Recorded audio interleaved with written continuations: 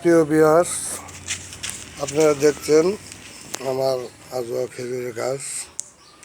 এখানে প্রচুর বৃষ্টি, কারণ সৌদি আরব একটা মরুভূমির দেশ, সেখানে তো অত বৃষ্টি হয় না। কিন্তু আমাদের বাংলাদেশ তথা পঞ্চগড়ে প্রচুর বৃষ্টি হওয়ার কারণে এই খেজুরে ছত্রাক হতে পারে। এই জন্য আমি এখন আজকে ছত্রাকনাশক এবং একটা কীটনাশক ব্যবহার করব।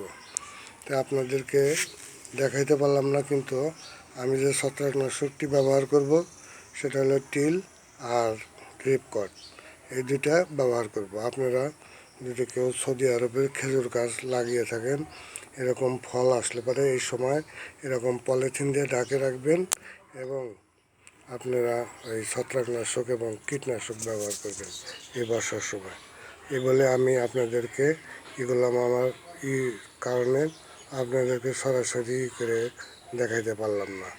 ধন্যবাদ। আপনারা এই সৌদি আরবের খেজুর গাছের যদি আপনাদের এরকম খেজুর ধরে থাকে, তাহলে বর্ষার সময় পলিথিন দিয়ে রেখে রাখবেন এবং ছত্রাকনাশক ও কীটনাশক ব্যবহার করবেন। ধন্যবাদ।